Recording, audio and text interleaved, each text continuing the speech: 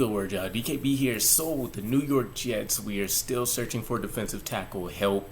We'd like to find a better option to replace Sheldon Rankins to line up next to Quentin Williams other than Quentin Jefferson.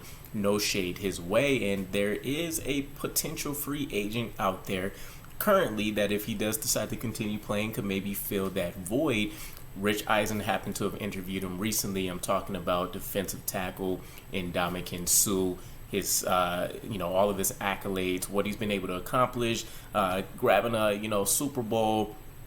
He's done enough to be able to go out there, and his recent history suggests that he's also been able to train himself very well to identify what a Super Bowl contender looks like when you think about the Eagles and him going to the Buccaneers. So let's go ahead and break down a little bit of what that conversation between him and Rich Eisen looked like, because not only did they discuss if he wanted to continue playing, kind of what's been happening last year as well as this year, but more specifically the idea of joining the New York Jets with the expectation that Aaron Rodgers is going to join the team, and that would make the New York Jets a Super Bowl contender at that point. So directly involving that question, he says, I don't know about the Jets.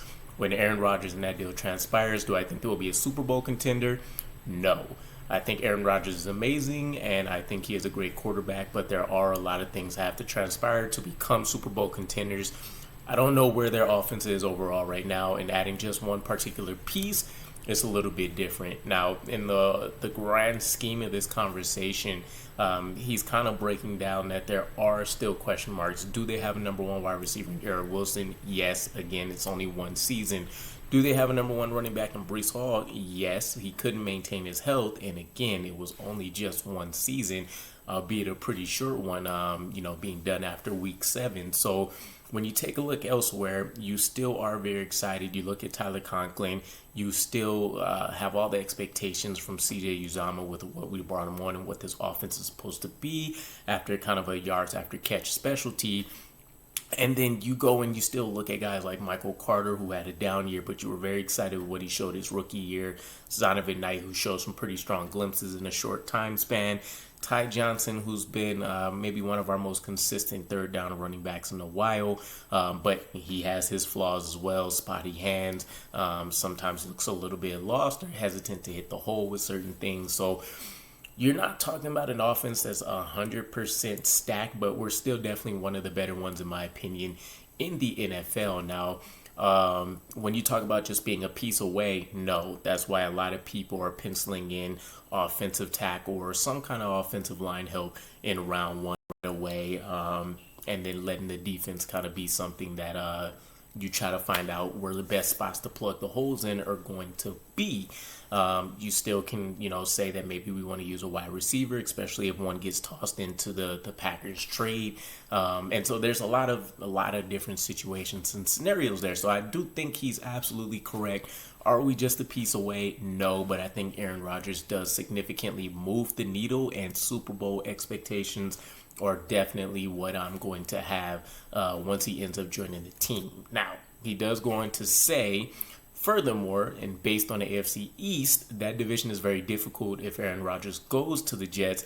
I don't think they will even be the top team in that division. Now, this might be something we'll revisit on like the Jets Flight Squad podcast, but we've talked about this a number of times, right? The Miami Dolphins are probably our strongest contenders. The Bills, they're going to have to take significant step backs between this year, next year. Obviously, you have the health of Josh Allen. That's kind of been a concern. The lack of a running game over there, defensive pieces that they're not going to be able to keep, intact as much as they have been in the past. And then you have the Patriots, who have looked more vulnerable than at any point, in the last 20 or so years. So the New York Jets, to me, would probably be slotted in at number 2, right?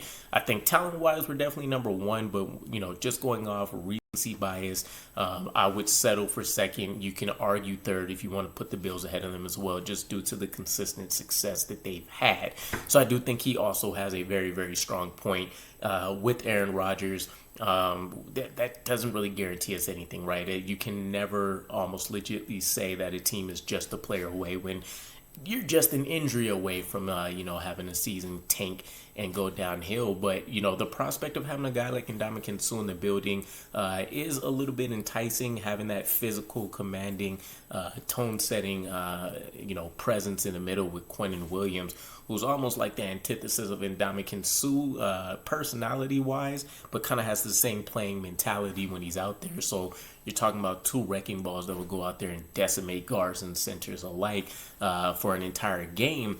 But Ndamukong Suh, he's definitely seen a step back in snaps and, what he's being asked to do to help out a defense. And, even as recent with the Eagles, he basically played about 22 snaps per game. In about 178 snaps, I think it was, he got a sack, 10 tackles, 2 quarterback hits, playing behind, Fletcher Cox. So he definitely doesn't even have kind of that egocentric personality where he needs to go out there and 100% be a starter. Guy that played under 40%, he was effective with what he needed to be asked to do. And because the Eagles, I would argue they had a more talented defensive line, at least one that was healthier for the full course of a season and statistically more productive. But you're talking about a transition where you can, easily say, all right, these should be similar expectations that we can have based on what we saw out of the Eagles and how these two defenses operate. So I'd be excited for it. We'll see. I think it's a long shot ultimately, and we'll probably still continue to go to youth movement, at least at the defensive tackle spot anyways. But I thought it was some interesting food for thought between his ideals of how maybe the rest of the league is viewing the Jets, as well as just kind of what our present situation is. So let me know what your guys' thoughts are. Is Ndamukong Suh crazy? Or is this a very realistic expectation? And then, of course, would you sign Ndamukong Suh for a contract? Or would you go ahead and look to the draft and elsewhere? Either way, looking forward to the comments. I'll catch you guys again. Peace.